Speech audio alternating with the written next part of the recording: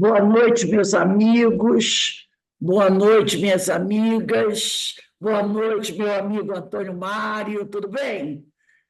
Tudo Nós, jóia. nós estamos aqui na Sociedade de Estudos Espíritas Francisco de Assis, hoje, dia 15 de julho de 2024. E na noite de hoje, nós temos a nossa palestra pública. E o tema de hoje é desta obra, Jovens, do livro Religião dos Espíritos, de Emmanuel, né?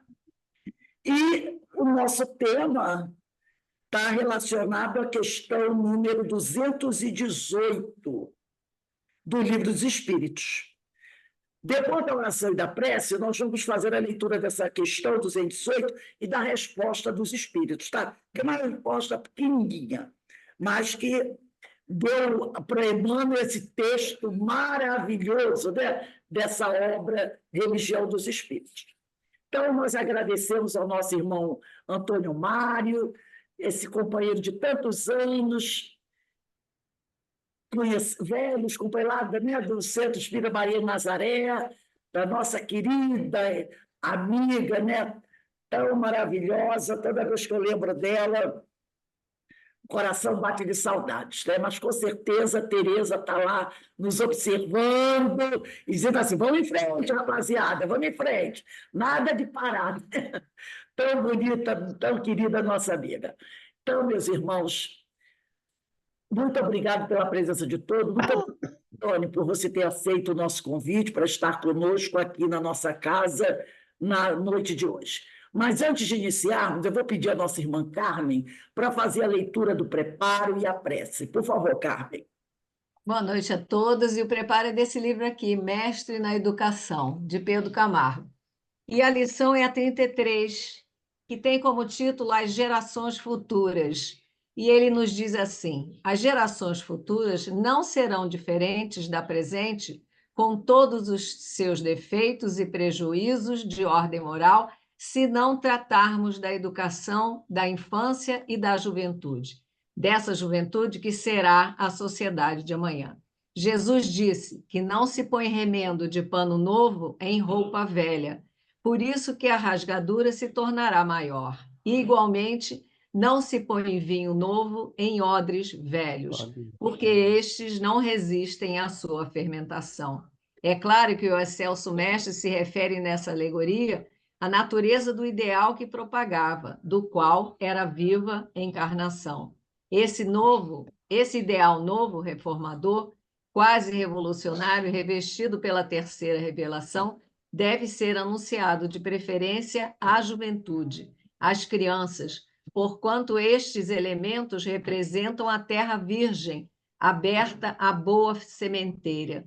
Semear no meio de abrolhos e semear em terreno isento de ervas daninhas, hão de dar resultados bem diversos. As messes de uma e de outra dessas culturas serão, por certo, distintas, dizendo por si mesmas qual delas é a mais vantajosa.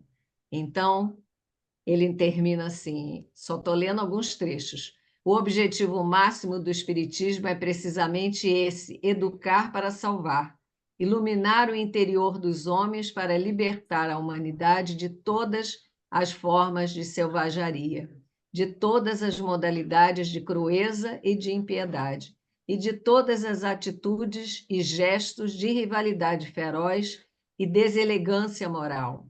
Esta conquista diz respeito ao sentimento, ao senso religioso, que os homens do século perderam, ou melhor, que jamais chegaram a possuir.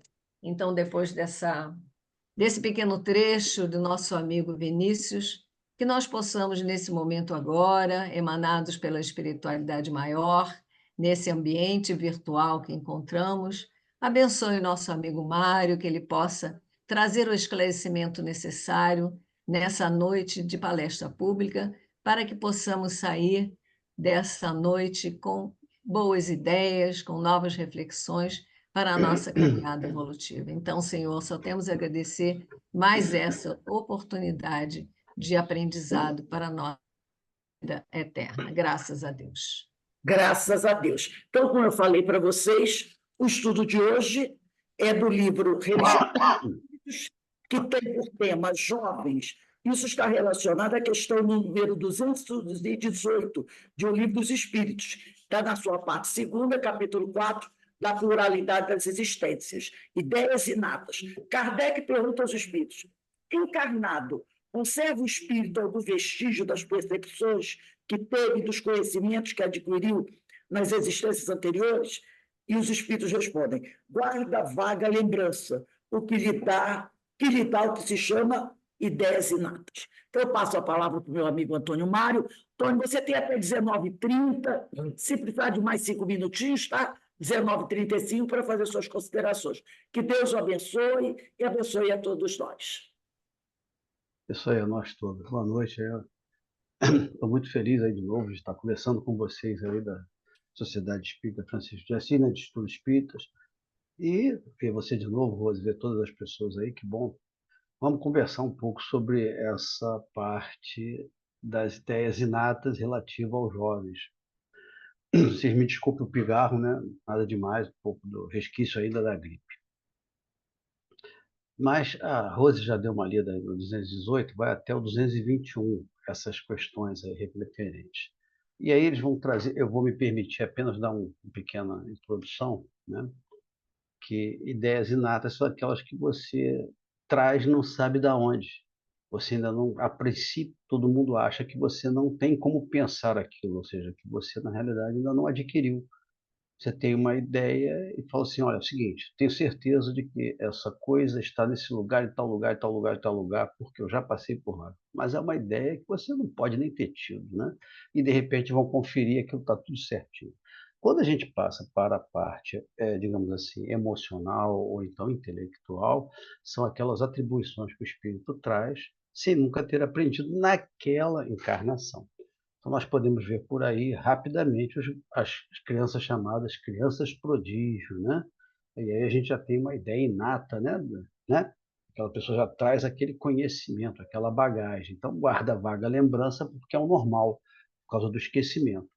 Poucos têm uma lembrança tão viva, né? E tão, assim, patente que todo mundo perceba, né? Pessoas que nós vamos entrar nessa ideia. Mas olha só, esses conhecimentos que o espírito adquire, eles não mais se perdem. O que eu vou falar aqui está nas outras perguntas e respostas do livro dos Espíritos, tá?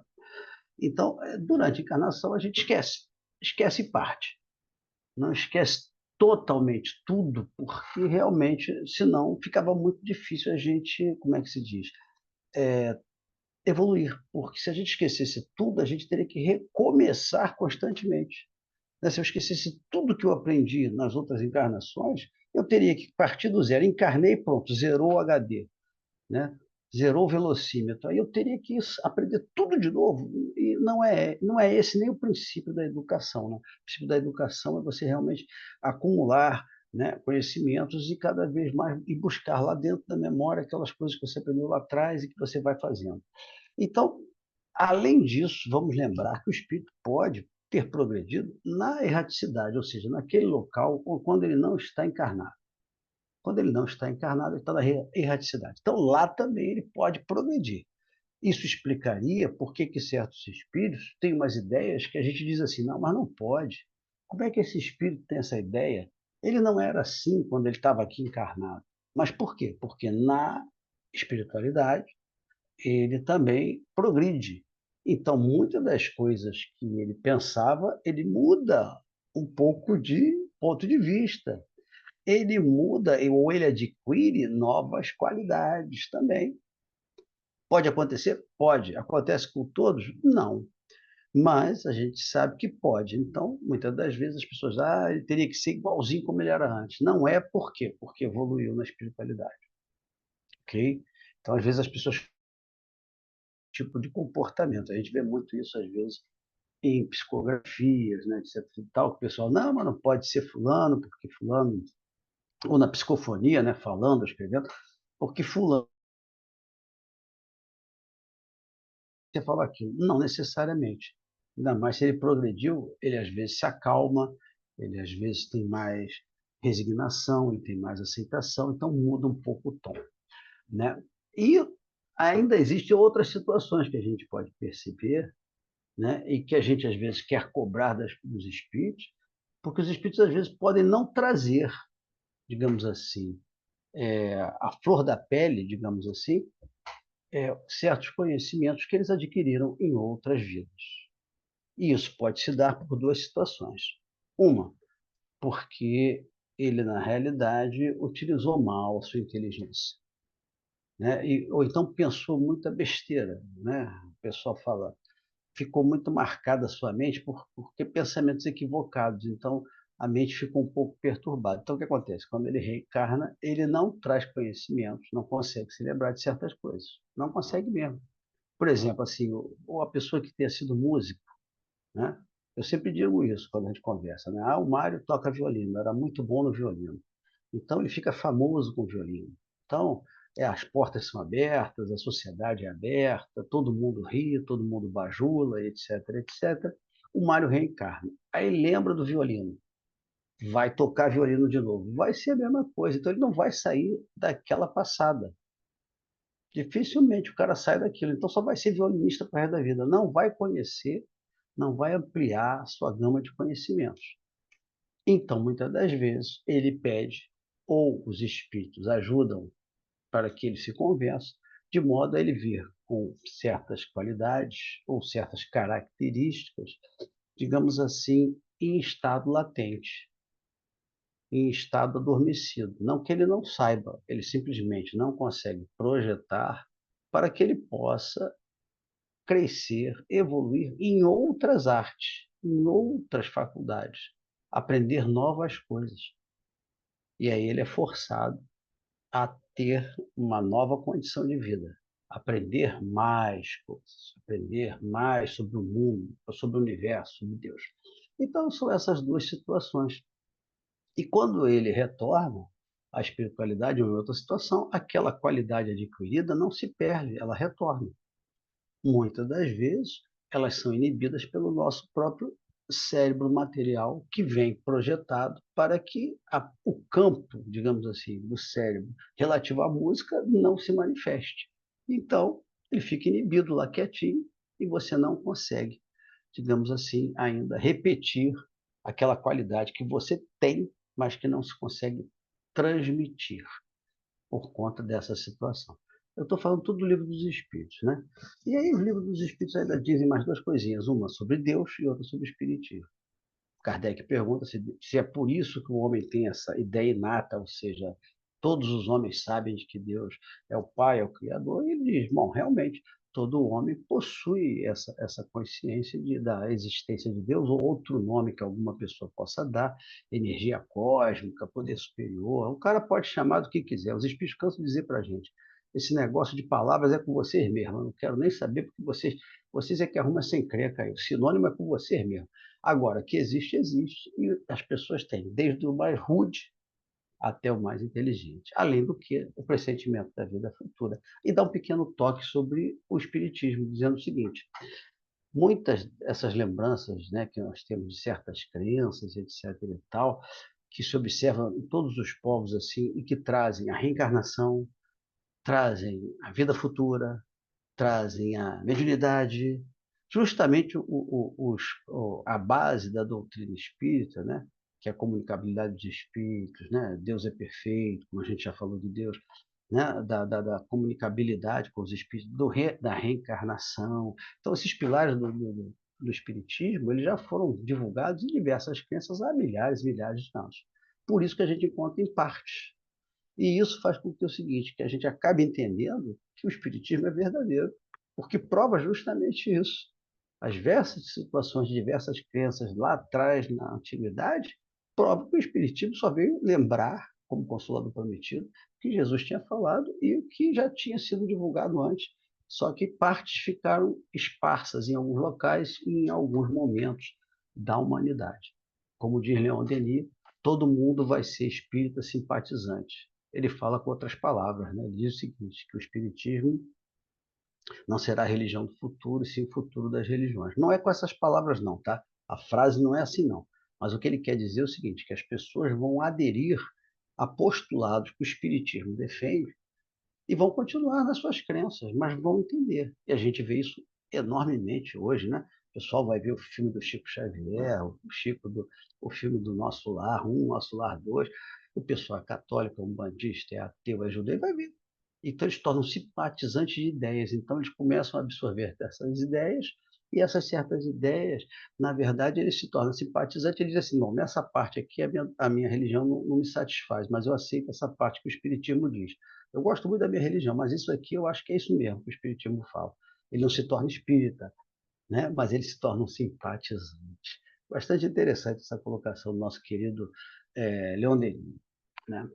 Mas aí nós vamos para o livrinho Religião dos Espíritos. Como ela já mostrou, também tinha aqui para mostrar, meu velhinho, né? Que fala sobre o livro dos Espíritos. E essa reunião é de 10/8/1959.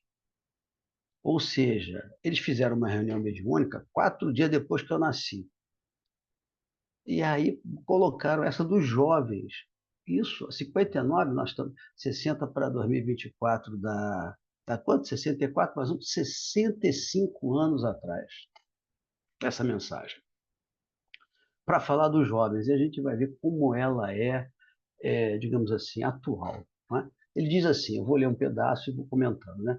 No estudo das ideias inatas, que nós já sabemos o que é, pensemos nos jovens que somam as tendências dos passados às experiências recém-adquiridas. Está ótimo, é isso mesmo. Com exceção daqueles que renasceram, submetidos à observação da patologia mental, ou seja, que tem doenças relativas à mente, todos vieram da estação infantil para o desempenho de nobre destino. Então, nosso querido Emmanuel começa conversando o seguinte: olha, aqueles que realmente têm problemas mentais estão nessa provação e expiação, né? Porque eles mesmos no livro dos Espíritos dizem, olha, aquele que, na parte de idiotia e loucura, ele diz lá, todo pessoal que vem com esse problema tem uma expiação. Os pais podem ter uma provação, podem ter uma missão também, mas tem sempre uma relação com eles. Né? Nós já sabemos que na reencarnação há um planejamento, etc. e tal, uma aceitação. E esses pais, ou se ou concordam em ajudar aquele espírito, ou estão ligados a ele por outros motivos. Né? Não vamos entrar na questão de responsabilidade ainda dessa situação, mas uma situação de que estão ligados, ou estão em missão. Não, nós não temos ligação com esse espírito, mas nós somos os espíritos mais adequados para dar uma encarnação a ele, nessa situação. E aceitam a missão. Então, quando isso acontece, fora esses que têm prova e expiação, os outros, que vêm da estação infantil, eles têm o nobre destino. O que ele quer dizer com isso? Olha, o nobre destino é evoluir. O nobre destino é melhorar-se, é reparar os erros e reformar-se intimamente, ou seja, ao conseguir ganhar qualidades e diminuir defeitos. Esse é o nobre destino. Esse é o nobre destino. É educar para crescer, como tem o programinha lá da Rádio Rio de Janeiro, né? Educar para crescer. Então, todos esses têm. Nós vamos ver no próprio Livro dos Espíritos, nas perguntas 382 e 383, não é que eu decore não, tá? É porque eu estudei, aí eu anotei. Então, na pergunta 382 e 383, falando da infância, que é uma necessidade da lei natural, e que para o espírito é um período de repouso. E que na infância é quando aquele espírito, por causa do esquecimento, está mais apto a receber informações, educações, ideias, de modo a ele formatar aquilo e absorvê-las. Porque se ele viesse e encarnasse fora do esquema da infância e viesse logo um espírito difícil, os pais já iam, opa, esse garoto é um perigo, essa menina, meu Deus, né? Já iam jogar logo. Não, isso aí eu não quero saber, não. Isso aí eu já conheço isso aí, essa história de espiritismo, eu não acredito nisso, não adianta nem começar a conversar comigo com isso. Quer dizer, já pensou o bebezinho falando isso para você? Não, não reza perto de mim, não. Olha só, Então, quando ele está nessa idade, ele se torna acessível porque deu uma limpada, trocou o HD superficial. O cérebro está com o HDzinho novo lá, a memória, um pendrivezinho novo, para receber toda aquela gama de informações e educação para, na adolescência, quando ele recuperar um pouco do seu eu individual realmente, suas qualidades, seus defeitos, ele vai ter seus ímpetos, né, as suas reações, e ao mesmo tempo vai ter toda aquela gama de educação que ele recebeu, que vai fazer um contraponto junto com o seu espírito protetor, que é o espírito superior. Eu canso de dizer isso, espírito protetor não é espírito de regeneração. Espírito protetor está escrito lá no livro do Espírito. É o espírito superior, é o espírito que não pode te dar mau conselho. Ele não consegue, porque ele já é superior. Ele é de feliz para cima. Então não dá para conversar. O espírito superior não é igual a gente. Não diz assim, bate, o outro diz esfola. Não é assim. Ele tem sempre um bom conselho. Então ele, junto com a educação, vão fazer um contraponto na adolescência para que aquele espírito consiga fazer uma reforma íntima. É basicamente isso. E nós estávamos até vendo um videozinho de uma criança lá em Natal, que tem 6 anos. 6 anos? 6 anos ou 8 anos? Agora fiquei meio assim. Mas eu acho que são 6 anos. Só que ele rege uma orquestra já com a ideia inata. E aquele famoso maestro brasileiro que foi assaltado, aí quebraram as mãos dele, lembra? Botou aquele aparelho, ele voltou, conseguiu tocar piano, ele foi aprender a tocar outra coisa, ele conseguiu virar maestro, é um exemplo de força de vontade, né, de vencer. Ele foi buscar ele, porque ele mandou uma sonata para o garoto, e o garoto pediu para os pais tocarem para ele, para filmar no celular, ele regendo. Quando ele viu o garoto, ele falou: caramba, ele já rege normalmente, ele já faz os movimentos corretamente. Logicamente, uma falhazinha ali, uma falhazinha aqui, não tão perfeito. Por quê? Porque ele tem 6 anos, não está estudando música. Mas rege dentro do compasso e rege perfeitamente. Então, ele foi apresentado, né, junto acho que é Moreira Lima, se eu não me engano, foi apresentado junto com o garoto. E o garoto regeu ali na frente de todo mundo e realmente é emocionante. É um negócio assim fora do comum. Então, é um garoto que tem uma infância menor do que a nossa infância, pelo menos. Eu, com 10 anos, era um bocó. Conhece bocó? Bobalhão, né? O garoto com 10 anos era um garoto mesmo, um menino. Hoje em dia, o garoto de 10 anos não é um menino. Né? Se bobear, não é um menino, em termos de pensamento, né? De reações, etc. e tal. Então, essa parte da infantilidade da infância, os espíritos também já dizem, vai diminuir com o tempo, né? E em planetas mais adiantados, né? Essa infância é bem menor e não é tão obtusa, como eles dizem, né? Falando de Júpiter, falando de Saturno, etc. e tal. Então, nós percebemos que para esses garotos existe isso.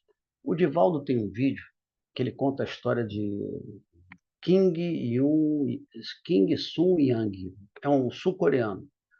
O garoto com um mês, a mãe falou assim: ô meu filho, que bom, você está ouvindo mamãe, está tudo bem com você? Ele falou: tá tudo bem comigo, mamãe. Ele falou com a mãe ficou doida, né? Foi rezar lá para os orientais. Quando o marido chegou, foi chamar o marido. Marido, nosso filho falou: eu sei que você vai dizer que eu estou doido, que eu estou imaginando que eu gosto muito de criança, gosto muito dele, etc e tal. Aí o pai dele foi lá no berço: ô meu filho, que bom, você está aí, gostei muito de saber que você está adiantando sua educação, etc e tal. Sua mãe é que está um pouco assim diferente, porque ela achou que você falou com ela. Ele falou: é papai, falei mesmo. Então, e com o tempo, esse garoto demonstrou aos 6 meses que sabia escrever. Aos 8 anos, uma faculdade da Coreia teve que abrir uma vaga para ele lecionar física. Então, a gente vê que não é historinha, ele hoje é famoso, né?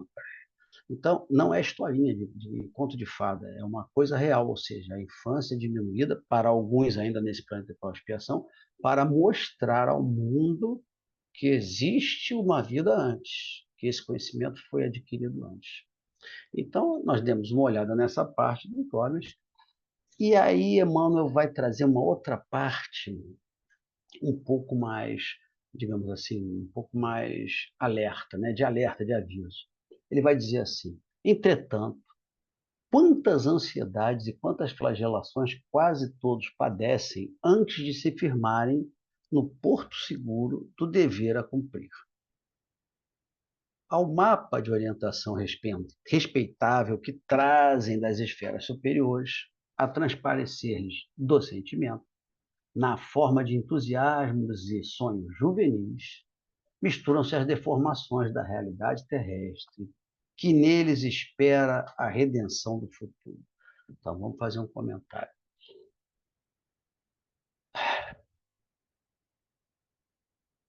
Antes deles conseguirem se firmar como adultos, com a personalidade própria, todos nós temos ansiedades relativas à nossa idade, digamos assim, carnal, aqui na Terra encarnada.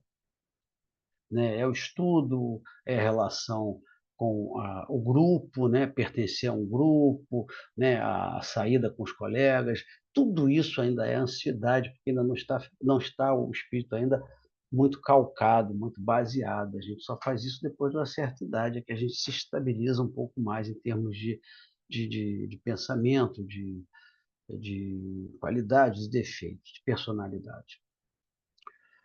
Aí o Emmanuel diz assim, olha, há o mapa da orientação respeitável que traz das esferas superiores, ou seja, apesar do planejamento espiritual que todos nós fazemos lá em cima, a gente, digamos assim, aceitando ou não o planejamento, porque há espíritos que dizem assim, eu não vou fazer nada disso, eu não quero reencarnar, vocês querem me mandar lá para baixo, eu não quero, etc, etc. Você precisa, meu filho. É uma lei da vida, não é nem que alguém está determinando, vai reencarnar. Isso é uma lei natural. Passa-se um certo tempo, dentro de certas condições você precisa reencarnar. Então, o que acontece? Dentro desse planejamento, olha, você vai lá para baixo, para você se melhorar, reparar os seus erros, se educar e conviver com as pessoas. Ponto. O que acontece? Apesar disso tudo, tá? E isso às vezes até é transmitido pelos sonhos de juventude, os entusiasmos do quanto a gente é jovem, né? 15, 16, 14, 18, 19, 20, 20 e poucos, né? Ainda jovens, misturam-se também a umas certas dificuldades que nós temos na nossa realidade terrestre. E essa realidade terrestre, na verdade, espera que eles sejam a salvação, porque de geração em geração a gente espera que eles deem continuidade e não destruam o que já foi construído. É lógico que a gente sabe que o progresso ele é direto, ou até uma estagnação dos espíritos, mas em termos gerais, o planeta e a maioria dos espíritos progridem de uma forma ou de outra, mesmo que seja pouco, mesmo que seja lento. Então, essa é a redenção do futuro, ou seja, é a melhora gradual. Redenção também quer dizer salvação, mas salvação é um negócio mais complicado. Não acho bem a palavra assim ideal para usar. E sim a reforma daquele espírito em ajudar a manter aquela vida melhor, de alguma forma. Colaborar com Deus, como se fosse um co-criador, na sociedade que ele vive encarnada e desencarnada. Essas deformações da realidade terrestre não são fáceis, né? Todos nós conhecemos. O planeta de prova e expiação, que a gente mais conhece, são as realidades, às vezes, difíceis que nós convivemos uns com os outros, né? E aí, o Emmanuel começa a explicar mais ou menos o que acontece. Muitos saem da meninice moralmente mutilados pelas mãos mercenárias a que foram confiados no berço, e outros tantos acordam no labirinto dos exemplos lamentáveis, partidos daqueles mesmos que contavam colher as diretrizes do aprimoramento interior. Muitos são arremessados aos problemas da orfandade quando mais necessitavam de apoio amigo, junto de outros que transitam na terra, a feição de aves de ninho desfeito, largados sem rumo à tempestade das paixões subalternas. Então ele aqui começa a dizer, olha, vamos dizer o que está acontecendo. Está acontecendo isso em 59, não é hoje, em 59. Então ele diz assim, olha, mãos mercenárias que foram confiados no berço. O que acontece? Muitas das vezes, os pais, com as dificuldades, sejam lá as características que tenham, as ideias que fazem relativas à paternidade, à maternidade, deixam a educação na mão da babá ou da empregada. Ou até do professor, porque muitos hoje já também acham que o professor tem que dar a educação que os pais tinham que dar, né? O que acontece? Muitos deles foram confiados assim. E aí as pessoas não têm a mesma ligação familiar, né, com aquele espírito. Não é responsabilidade delas isso. A babá tem sua responsabilidade XYZ, aí, com todo respeito, a ajudante do lar, a empregada doméstica tem outra, etc. E tal, o professor tem outra, e os pais têm a sua. Não tenho dúvida disso, né? Os pais têm uma responsabilidade enorme nesse sentido. Então, muitas das vezes, é ali que eles sofrem essas transformações de realidade terrestre difíceis com esses espíritos. Outros são os exemplos lamentáveis justamente dos pais. A gente vai lembrar de Francisco de Assis que diz, olha, pregue o evangelho o tempo todo, se preciso, use palavras. O que ele está dizendo? Dou exemplo. Não adianta eu dizer para o meu filho, não minta, e quando tocar o celular, ó, se alguém perguntar por mim, diz que eu não estou. Não adianta fazer isso, né? Não adianta você, digamos assim, falar uma coisa e fazer outra, porque a criança vai, o espírito, né, que está na forma de criança ou de jovem, vai observar isso, principalmente na adolescência. A criança pequena vai observar e vai falar, mas com aquela ideia da meninice. Mas o adolescente vai sentir muito mais essa situação, porque ele começa a fazer uma avaliação dos pais em termos de individualidade, como espírito, como homem, como mulher, como pai, como mãe, como trabalhador, como chefe, como empregado. Ele vai fazer toda essa avaliação. Não tem como. E quando você não dá muito exemplo, porque nós não somos ainda grandes exemplos, mas a gente tem que ter uma certa coerência para o filho notar que isso, o jovem notar que você tem uma certa coerência no que você está fazendo. Uma coisa que eu aprendi com a minha mãe foi muito interessante, que a minha mãe falou assim, logo para mim, quando eu era bastante jovem, ela falou, meu filho, nós somos espíritos falhos, tanto eu quanto seu pai. E todos nós dois podemos cometer erros grandes, pode acontecer. Não pense você, porque tinha muito naquela ideia, né, que a mãe era uma santa, né, e que o pai era o exemplo maior, né, era o super-herói. E a gente, quando vai virando adolescente, vai ver que não é, com todo respeito. Algumas são, tudo bem, tem problema. Mas a gente vai notar que eles têm qualidades, têm defeitos, têm comportamentos, têm manias, né? Reagem diferentemente do que a gente reage. Então, isso tudo, quando a minha mãe falou isso para mim, foi uma facilidade para eu olhar para eles com outros olhos, porque aquilo me abriu a mente, ao invés dela cultuar a santidade da mãe ou a idolatria do super-homem do pai, ela me falou o seguinte, ó, nós somos espíritos normais, em evolução, com dificuldades, etc, etc. E isso facilitou demais a ideia de ver certas coisas no meu pai ou na minha mãe que eu não pratico, e que coisas que eles praticavam e que eu pratico, né? Então, na realidade, algumas coisas eu não concordava, mas nem por isso eu deixei de amá-los ou respeitá-los, porque eu não tive essa ideia falsa de que eles seriam, né, os modelos, né, para tudo e para todos. Porque aí você se. O que, que você, acontece com você? Você se ilude. E aí, quando você se desilude, a pancada é muito grande. Mas quando você não tem essa ilusão, você está mais tranquilo em relação a isso. Então, ele diz aqui, ó, muitos são arremessados ao problema da orfandade, quanto mais necessitavam do apoio amigo. Reparem bem, ele não fala lançados à orfandade, aos problemas. Ele aí está dizendo o seguinte, às vezes, com todo respeito, o pai e a mãe se separam por motivos diversos, com razão, sem razão. Não vou entrar nessa. Então, muitos deles são feição de aves em ninhos desfeitos, que é o que ele fala, largados sem rumo. É quando o pai e a mãe, seja porque se separaram, né, criam problemas para os filhos em relação aos outros parceiros e ao próprio filho. É por isso. Quer dizer, o pai não consegue mais ver com a mãe não consegue mais ver com o pai, está entendido. Mas o filho existe. Então você vai tratá-lo como filho, não vai forçar a barra em cima da mãe e não vai forçar a barra em cima do pai, porque o filho tem que ser preservado. Essa é a ideia. Então, quando Emmanuel fala dessas separações, ele não fala que não pode se separar, não é isso. Não é isso. E, logicamente, não fala também daquelas agressividades ou violências, né? Que normalmente parte do homem contra a mulher e as crianças. Aí realmente não tem condição. Aí, sem conversa. Ninguém nasceu para ficar apanhando de ninguém, né? Então, realmente, tirando isso, são essas situações. Então, esses filhos ficam um pouco, né, esperando, naquele momento, uma certa orientação, e essa orientação não vem. Vamos lá. Alguns deles revoltados com o lodo, que se lhes atira a esperança, descem os mais sombrios, ele vai usar uma palavra sensacional, volutabros. Jesus, eu tive que correr atrás do dicionário. São atoleiros, né? Aos sombrios atoleiros do crime.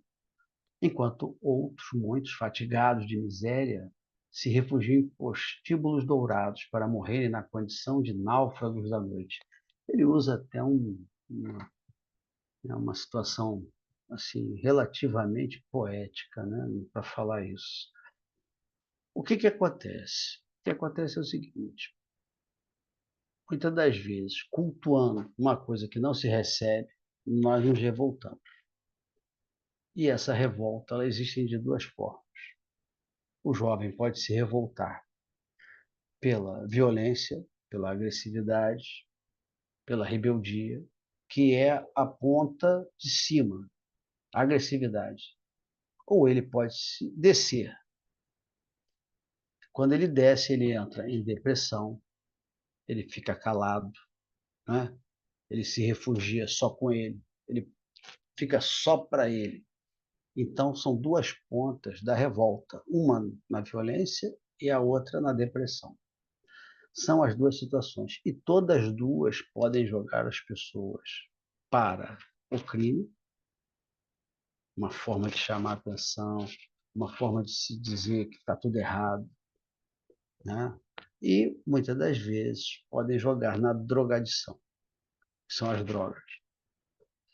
E aqui ele fala dos prostíbulos, mas quando a gente vai falar em prostituição, a prostituição não é só aquela situação de tráfico sexual. Prostituição também pode ser colocada como degeneração, perversão. Então, as nossas emoções se tornam, digamos assim, diferentes das emoções normais. Então, nós vemos, com todo respeito, aquelas tendências a maltrato, aquelas tendências a chocar a opinião dos outros, a fazer gestos que ninguém gosta, inadequados, inapropriados, não necessariamente de uma prostituição como mercado sexual, que também pode acontecer como uma forma de revolta. O que acontece? Na Lei de Justiça, Amor e Caridade, lá na pergunta 891, diz assim: algumas vezes, essas situações difíceis em família são provas escolhidas pelo espírito do filho. Ele escolheu a prova. Aí que entra a doutrina espírita. Porque, por enquanto, nós estamos falando quase como se fosse uma psicologia, né? Até o próprio Emmanuel. Mas quando ele diz assim, olha, escolhida pelo filho. Por quê? Ou até uma expiação.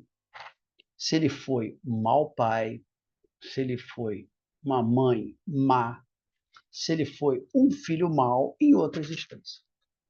Muitas das vezes, essas situações difíceis que os filhos passam com os pais e vice-versa, são por conta das existências anteriores, onde nós nos comprometemos com outros espíritos, porque nós não demos a eles a oportunidade de serem educados, ou até hoje tentamos deseducar, ou nós fomos filhos rebeldes e maltratamos os pais.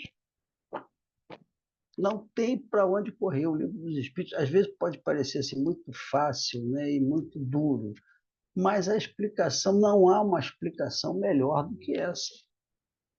Não há uma explicação melhor, porque ninguém nasceria simplesmente para ser maltratado pela mãe ou pelo pai. Ninguém nasceria simplesmente para, estando naquela família, maltratar o pai e maltratar a mãe. Não, eu vim aqui para maltratá-los. Não é verdade. Você veio aqui para se reformar, para reparar os equívocos e reatar esses laços de convivência, reaprender. E é isso que os espíritos ainda se tornam rebeldes. No livro dos Espíritos, eles ainda dizem o seguinte: olha, mesmo que aconteça a situação de um pai ou uma mãe não ter sido tão bom quanto você gostaria com o filho, eu vou ter obrigado a dizer a você que toda violação da lei, toda situação que acontece, ou seja, todo ato, tem uma consequência. E essa responsabilidade é daquele que a pratica. Então, a cada um segundo as suas obras.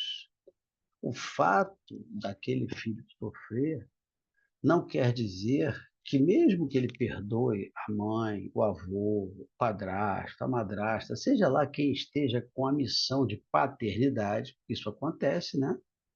Temos pais adotivos, nós temos várias situações onde nós temos responsabilidades paternais ou maternais, né? Então, essas pessoas, quando esse filho recebe essa situação, quando ele consegue realmente suplantar isso, perdoar e conseguir ser uma pessoa melhor, ele, não tenho dúvida, será, a palavra é essa, o verbo é esse, será recompensado, porque ele conseguiu passar pela provação que lhe estava agendada, combinada na espiritualidade, e conseguiu melhorar e reatar, porque na realidade, o que acontece? O importante é a nossa reação. Por isso que a reforma íntima é justamente o, a coisa mais importante que o espírito tem que botar na cabeça. Eu vim aqui para me reformar, para ser melhor. Quando você é melhor para todos. Porque se você melhorar, você melhora para todos, não tem dúvida. E muitas dessas situações, o filho precisa captar. E nós vemos isso. Nós vemos filhos que nascem em situações difíceis, de delinquência, às vezes, da família, ou dos irmãos, ou do próprio pai, da própria mãe, e ele não segue a rota do crime. Nós vemos filhos que sofreram violências e dizem assim: eu nunca vou ser um pai como meu pai foi. Meu pai foi ausente, meu pai não me ajudou, eu vou ajudar meu filho. Então ele aprendeu, reparem, ele aprendeu, ele olhou, sentiu, não gostou, como eu também não gostaria, e vocês também não. Não é engraçado, ninguém acha bonito, não é essa a ideia. Ninguém fica feliz, que bom que eu estou sofrendo. Isso não existe. Sofrimento não é para achar bonito. Sofrimento é para achar que eu preciso fazer para deixar de sofrer e para melhorar. É um aprendizado. Por que é que isso está acontecendo? Como eu devo fazer para que isso não aconteça? Para que isso aconteça e eu não me sinta tão ofendido. Então, realmente, o que acontece? Ele muda, ele cresce. Então, esse filho consegue ter uma situação diferente. E nós temos exemplos aí de montão, pessoas que sofreram. Agora, com a reencarnação, nós já sabemos que muitas das vezes o que nós passamos é justamente o que nós fizemos em outras encarnações passadas. As violências, os maus tratos, o deboche, a ironia, a rebeldia. Nós não somos santos. Né? Nós não somos santos. Então, muitas das vezes, estamos passando por aquilo que nós precisamos passar para consolidar o ensinamento. É muito difícil você comentar isso com qualquer pai, mãe e filho. É muito difícil. Mas não tem jeito. Se não se esforçarmos em sermos melhores e perdoar uns aos outros, não vai conseguir passar por isso. Não vai. No Evangelho segundo o Espiritismo, tem lá dizendo que os espíritos se tornam surpresos como a gente não consegue conviver uns com os outros. Que é caridade você deixar de ouvir um deboche de alguém de você. Que é caridade você fingir que não viu aquele rosto, aquele riso de ironia. Que é caridade você deixar de responder a uma pessoa quando ela te provoca. e deixar ela sozinha com o problema dela às vezes. Isso tudo é caridade. Então, se nós não conseguimos reagir diferente, crescermos, infelizmente, enquanto isso não acontecer, vão ser dados remédios diferenciados para todos, para jovens, para idosos, para novos, e assim vai. Até você entender, não, não posso ser assim, tem que ser melhor. E nós vemos quantos espíritos realmente melhor. Ele continua fazendo aqui, nós estamos chegando no fim, ele diz assim, ó, pede-se-lhes o futuro e arruína-se o presente. Engrinalda-se-lhes a forma e perverte-lhes a consciência. Ensina-lhes o verbo aprimorado em lavoura acadêmica, ou seja, educação, e dá-se-lhes na intimidade a palavra degradada em baixo calão, ou seja, em casa fala palavrão e quer que ele aprenda a falar direito lá.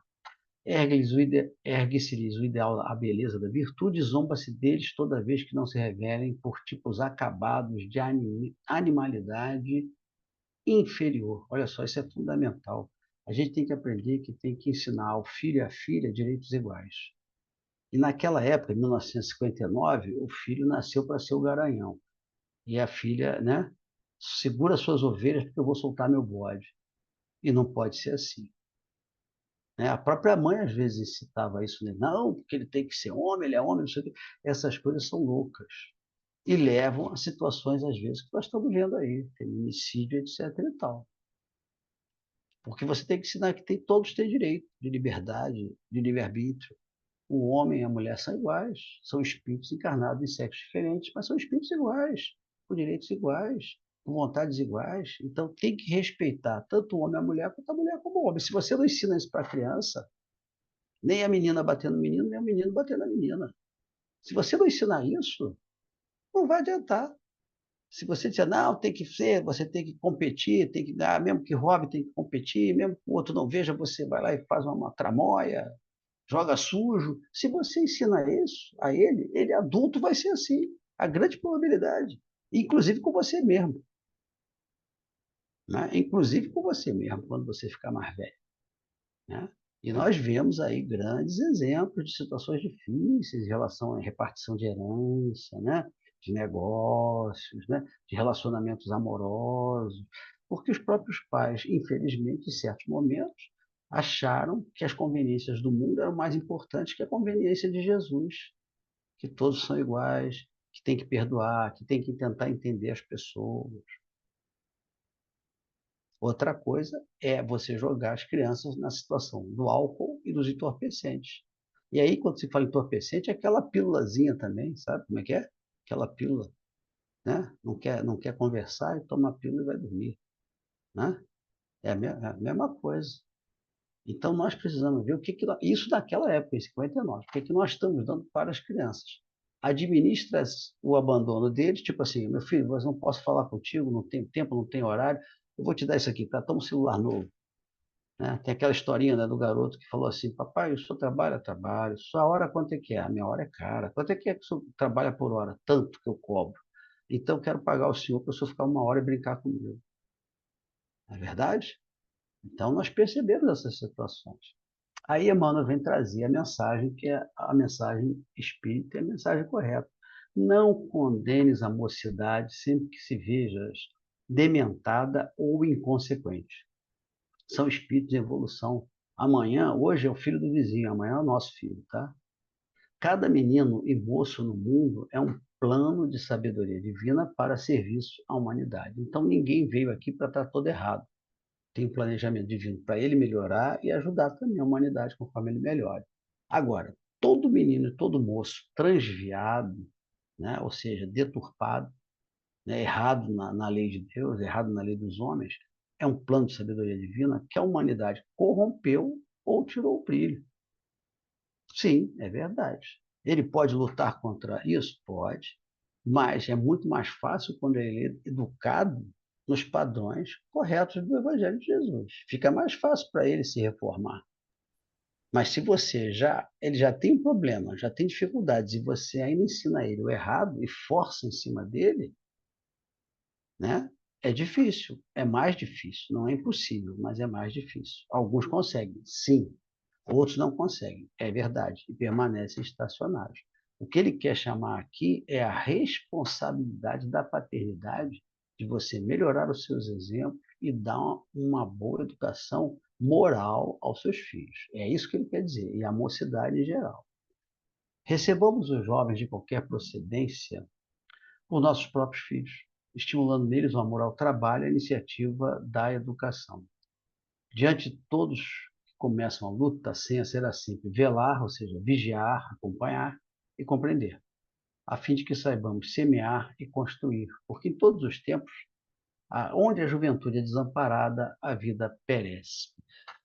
Vamos lá. O que acontece? A gente tem que fazer o máximo possível e se esforça para isso, para que as crianças sejam educadas e sejam, logicamente, tenham amor ao trabalho, que é toda atividade útil.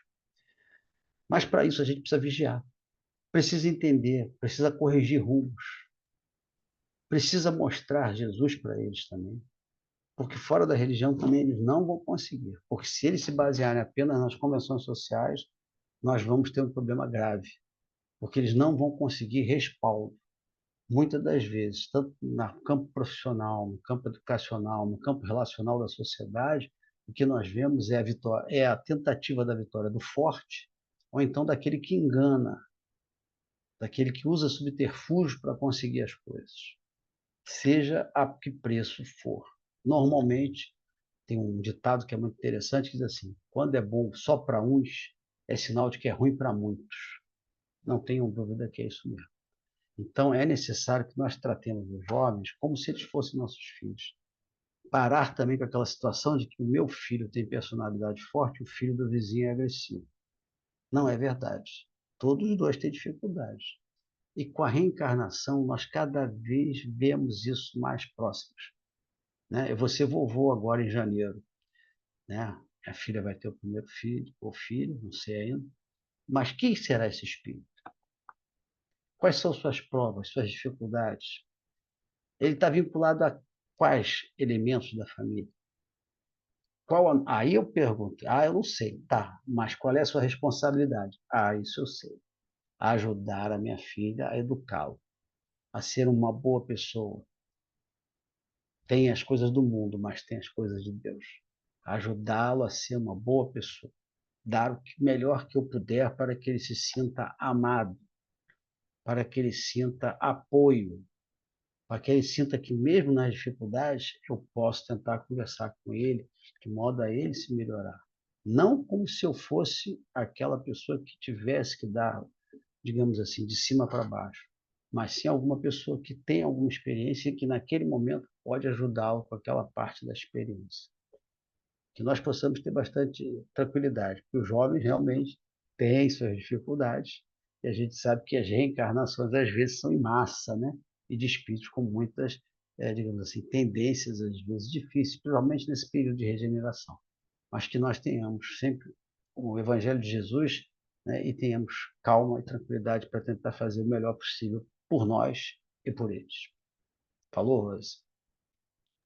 Obrigado, meu amigo, pelas suas palavras, pelas suas reflexões. Realmente é um tema muito interessante e a gente tem que trabalhar muito, né? Para poder realmente acompanhar essa juventude que aí está. Os espíritos estão retornando, alguns com muitas dificuldades, outros já bastante adiantados, que vão nos ajudar a compreender melhor as coisas, e a doutrina nos mostra o caminho, né? Para podermos ajudar e compreendê-los dentro do grau evolutivo que eles se encontram. Então, que possamos estar muito atentos a essas mudanças e a esses espíritos que estão chegando. Muito obrigado pelo estudo e que possamos sempre contar com a sua presença, e levo o nosso abraço à minha amiga Jane, tá? E a equipe lá daquela casa espírita maravilhosa, né? Que é o Centro Espírita Fé, Amor e Caridade, lá do Pau da Fome, tá bom? Um beijo no coração. Bem, meus amigos, nós estamos encerrando aqui a nossa reunião da noite de hoje, agradecendo a presença de todos. Amanhã estaremos de volta às 16... Amanhã não, quarta-feira, o estudo do Evangelho, o estudo da obra de Emmanuel, que está acabando, né? E no dia 22 começamos a estudar o Sermão do Monte, do livro do Cláudio Fajardo, o Evangelho de Jesus sempre, né? Não podemos nos afastar dele. Então, vamos encerrar nossa reunião da noite de hoje. E eu vou pedir ao nosso amigo Antônio. Antônio, faz a nossa prece de agradecimento, meu amigo. Você falou pouco Ah, hoje. é. Você sabe que eu tenho esse problema, né? Eu tenho esse problema de falar pouco, eu sou muito inibido, né? Você sabe disso. Então vamos lá. Vamos lá. Vamos agradecer a Deus, a Jesus, a Francisco de Assis, aos Espíritos Amigos, por essa oportunidade.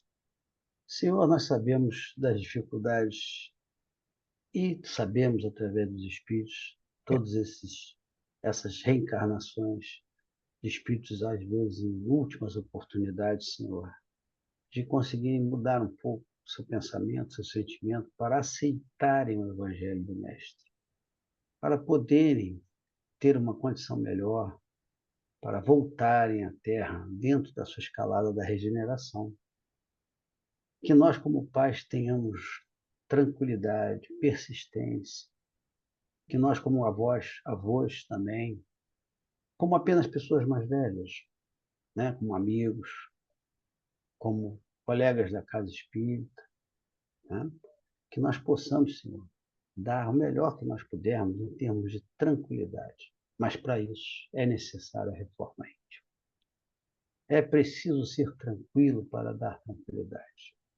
É necessário que nós observemos a violência, o deboche, a ironia, a brincadeira, o rompante da juventude ainda, e lembrarmos de como nós fomos e como nós somos hoje.